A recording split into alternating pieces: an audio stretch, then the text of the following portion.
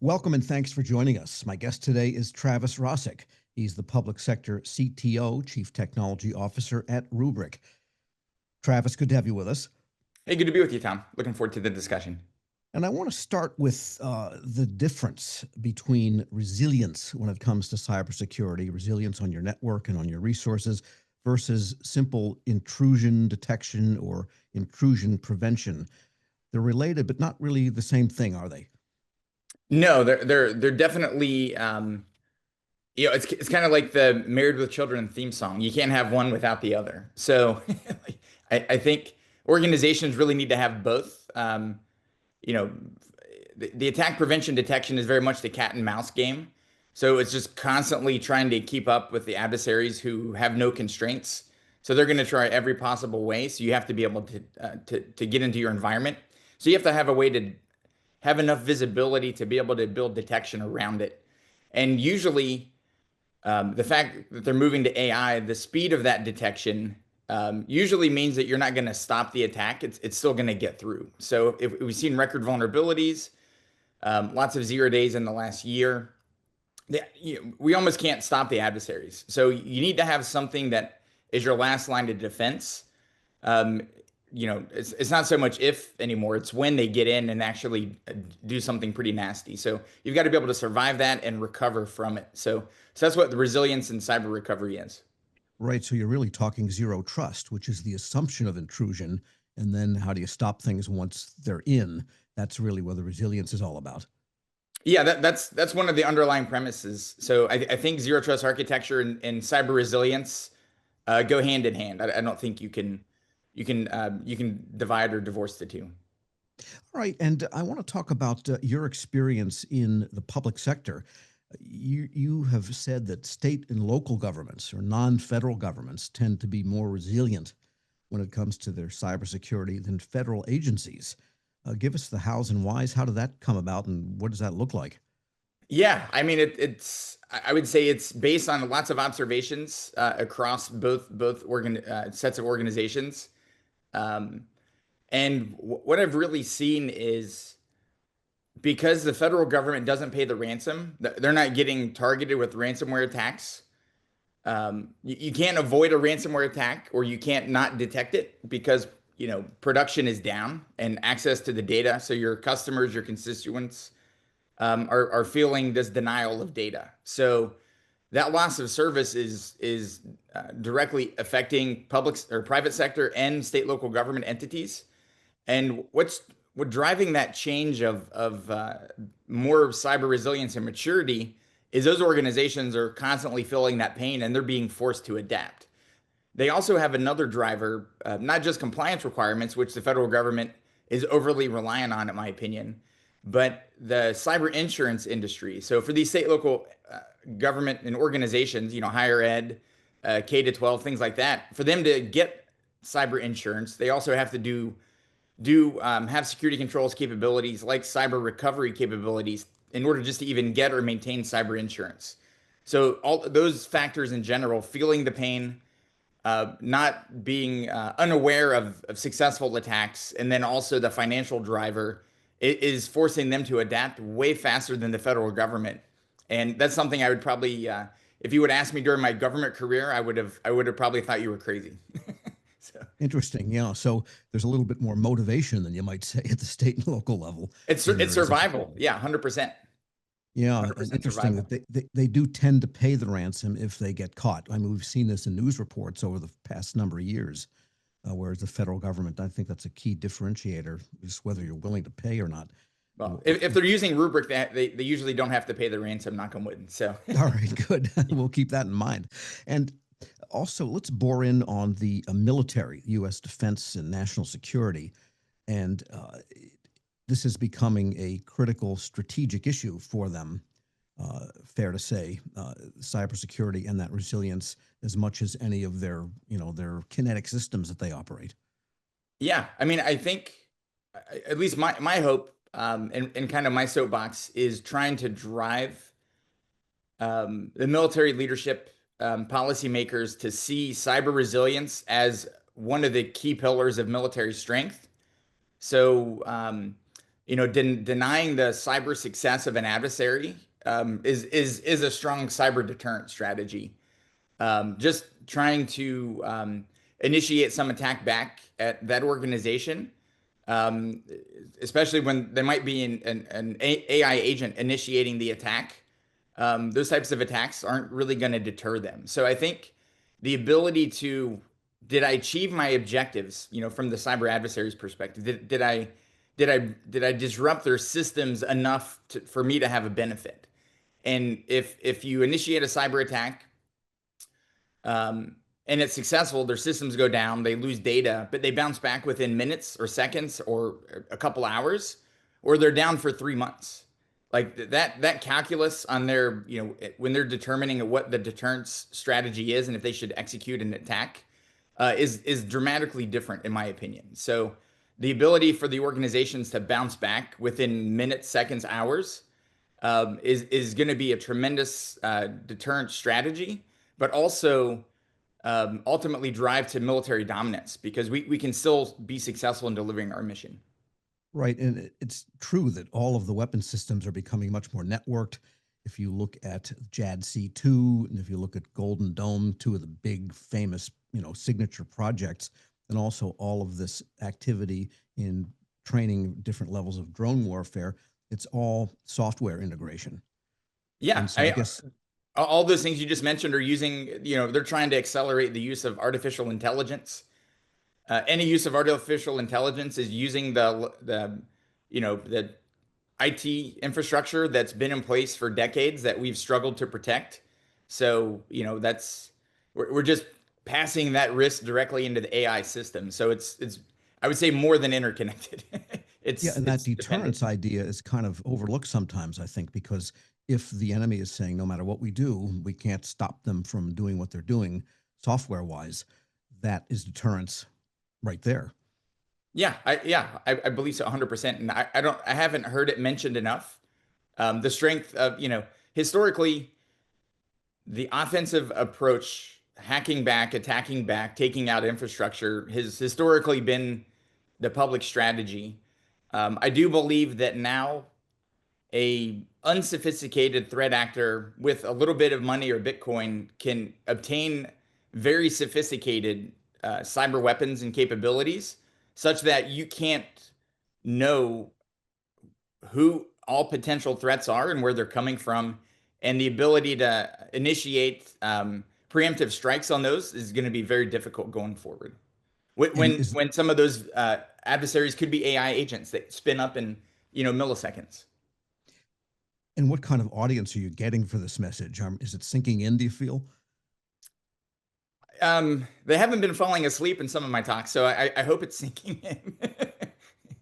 All right, good. Well, they've got a lot of ferment going on, so it's a good thing to bring to their attention at this time. And it's good to talk about resilience. How can any agency, military or civilian for that matter, or at the state and local level, how do you know you're resilient before it's too late? Is there a system of testing, or what should you do to know that you're resilient and have confidence in it before something happens? Yeah, great question, Tom. So, I mean, anything, the military, they train and exercise. They're always practicing and drilling. In the cyber domain, it's one of the newest domains, or is the newest domain. There are cyber exercises, but more often than not, the primary focus is more on that attack, the attack methodologies, the attack detection, attack prevention. So they essentially kind of stop there. They don't really emulate or go through the process for organizations that to survive a cyber attack and actually work amongst themselves to rebuild and recover. So I think one of the muscles that isn't getting exercised in any of these components is the cyber recovery component. And what we've seen in commercial industry, state, local government, and some of the environments in the federal government that have been hit. I mean, there have been instances of ransomware. It's just not to the volume. The inability for them to initiate and have cyber recovery, not just the tools and technologies that enabled it, but also the people, the training, and the processes, really elongate that recovery time. So, I mean, we're talking organizations in the commercial world, they might go out of business. So we don't have that we can't let that happen with the federal government. Like these systems, we can't wait for them to be rebuilt from scratch or manually validate each file before we rebuild it. So that's kind of where the connection with zero trust architecture comes into play too, where you remove that implicit trust. You also have to apply zero trust architecture to your data backups. So if you just blindly trust your backups, recover your backup, and you don't actually know what's in the backup, then you're implicitly trusting it, which goes against every zero trust architecture principle. Right. So Just that, reinfecting the environment is, one of the worst false senses of security we could have. yeah, so that implies that people have to know what to do and not just simply have tools in place that react, but Yeah. people themselves have to know what to do. And it extends backward in time in a sense because your data backups are a picture of what you were a few minutes ago or a few Yeah. hours ago. And if Yeah. that's Yeah. not part of the picture, then you're not really totally resilient. 100%. Yes. It's like a digital time machine. So like you're going back and undoing what, it's like the Avengers movies. So you're going back pre snap of Thanos. But yeah, I mean, I would say 9 out of 10 organizations I've talked to, the cybersecurity team doesn't know what backup capabilities are in the environment or the enterprise, and that's deeply concerning. So if there's any audience members here, communication, collaboration amongst those teams is going to be paramount to your future success and resilience. And that's getting more critical, I would think, because backup itself has evolved from, you know, things that were offline and air gapped and in disks and in jukeboxes that aren't even connected to where even backup now is mostly online in some sense. Uh, and so that therefore it's more vulnerable than it might have been in years earlier. Yeah, I think two things. One is, the legacy backup approach and most of the compliance requirements around that were designed for natural disasters. And obviously, there's a lot of luck involved in avoiding natural disasters or having to deal with those kind of problems. Cyber attacks are unavoidable and they're only getting more frequent. So the frequency of that is completely a game changer. The likelihood of that happening over any natural disaster taking out your data center is significantly higher. The other thing is they were nice to have, insurance policies, but if you ever talk to an organization who had tape backups and they were putting them in some bunker or warehouse, maybe it's an 8 hour round trip or 16-hour round trip to go fetch those, and then you manually load them, and it's an incredibly slow process. I mean, so in the event you actually have to use it, getting back to the cyber deterrent strategy, the ability to bounce back quickly. So that's the other thing that these compliance requirements don't have, and many government organizations don't know, or the cyber recovery time objectives for specific systems, being able to test and exercise those or just define them. So I think that's a key component to what the legacy approach versus the more modern approach. We can't really afford for things to be down for days or weeks. Right. So I guess the fundamental lesson here is that because it's data that hackers want in one form or another, either to hold it for ransom or to have it for other strategic purposes of their own doing. Mhm. And we've seen both, especially in the federal level. It's not so much for ransom, as you pointed out, but just for other purposes of harming the nation in some other way or using that information to advantage. Then really all of this resilience, all of the training, uh, all of the cyber methods you have in place have a data centric as opposed to a network or data center centric view. Data is pervasive. It's in the cloud. It's in SaaS applications. It's on-premise data centers.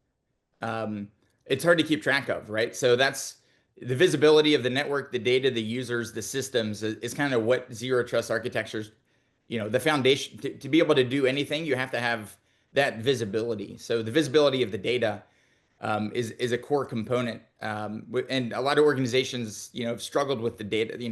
They're data hoarders. They've been collecting data for decades. They don't really clean it up. So probably like some people's junk drawer in their kitchen. So it just collects stuff. So the data pillar is very much the same way. And that good hygiene, those good practices are pretty paramount. But yeah, it's um, you know disruptive attacks with denial of data could be catastrophic for a lot of these organizations. So just because ransomware is a tool, but what's really driving that tool is the motive of the threat actor. So for the threat actor to have the most disruption in the federal government isn't to want to get ransom payments, it's to destroy, degrade, disrupt the data. So maybe deletes their Active Directory or their authentication system, or it just completely disappears and nobody can log in, or they go delete some of the critical systems, virtual machines, the data points, or deletes, their contents and their, SaaS applications. So if they're not adequately backing up protecting these environments, which they should be with the shared responsibility model for the cloud and SaaS applications, then they're really going to be in a really tough spot. And the implication there then is that you have to have not just visibility of your data, comprehensive visibility, but almost maybe take a risk management approach and make sure you know what is super critical, what's critical, and what you can maybe not expend so much energy on, or move it to those optical disks and put them away, even if it takes 8 hours to get back. Depending on the criticality of the data, you should have different phases of where you store the data and for how long. Depending on its importance, you could have physical offline copies in a warehouse somewhere, but that should be like your last line of, or last resort. And that data is going to be very old, very slow to recover. But if something really catastrophic happens, you still might need that data. So I think you have to prioritize that. But if it's the typical attacks that we're seeing today, the ability to recover in minutes or hours is far exceeds there's the capability to do that, to survive it and recover in that time frame. And I think that's where there's a lack of priority or focus. And could you briefly elaborate on something you've mentioned a few times throughout this conversation? And that is the advent of artificial intelligence and how that has really accelerated all of this and made it much more difficult and crucial and fast. The benefit on using artificial intelligence is the speed of automating monotonous tasks, things where a human gets tired and misses things. It helps solve a lot of those problems, and it's fast. The challenge is on the when the adversaries use this, and they are using it, they can identify zero-day vulnerabilities more quickly than they ever could before. They can create more craftive, effective spear phishing emails, so targeting different people. They can do a lot of research about the victim and have very tailored messages in a way to exploit them. All of the deep fakes, we've seen a lot of deep fakes in different, Mhm. you know, foreign language speaking, non-native American, English speakers using AI to, do video chats and things and socially engineer their way into systems. So I think the scale and the scope and the speed of these attacks are going to increase. And the adversary doesn't care if they mess up or if there is no recourse. So they just try something new.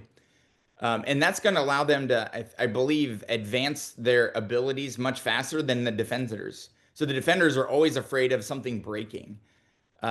Meanwhile, that the adversaries, they're just going to try the next thing. So they could care less if it breaks. So I think we're going to be behind the curve there, and we really need to start driving of the get rid of, have the realization that things are going to break, they are going to be successful. How do we focus on the latter stages of the attack life cycle, and let's invest and train there such that we're working backwards, right? We're focusing on surviving the attack. We have the visibility of our data such that we can go back and do threat hunting and quarantine malicious files or identify where the adversary's user accounts Sure. have been, accessing. All right, and we have about a minute left. Maybe just briefly update us on Rubrik's approach to these issues and what you're doing to help people get to that protection of the latter stages of the attack cycle, as you put it. Yes. So Rubrik's really focused on helping organizations advance their data security, data resilience approach. So it started out with when the company was founded a little over 10 years ago, better backups. Those better backups really focused on ease of use, modernized technology architecture, so less overhead and burdensome, whether it be on-premise, in the cloud, or SaaS applications. So that single pane of visibility and control, such that the way the system was designed followed a lot of zero trust architecture principles, immutable backups, append-only file systems. So Sure. essentially the ability to survive a cyber attack. So, and then what we built on top of that was analytics on the data backups, so you don't reinfect the environment. So, really enabling the bridge between the security operations centers and the IT operators, i.e., the backup admins. So, kind of bridging that gap, where there's silos today. And then going into the future, what we're building, we recently launched, or announced an upcoming product called Rubrik Agent Cloud. So really focusing on AI is all about your data. So how can you have control, security of the data? And then when your LLM or your agent misfires or does something, deletes something it shouldn't, or takes action, how do you recover from that? So essentially helping organizations transition, adopt AI much faster, but having a way to undo that when and if there are mistakes. All right. Well, lots to think about, but get after that data protection and visibility. I want to thank today's guest, Travis Rosiek, is the public sector CTO at Rubrik. Thanks so much for being with us. Thank you for having me, Tom. And I'm Tom Temin. You're watching Federal News Network.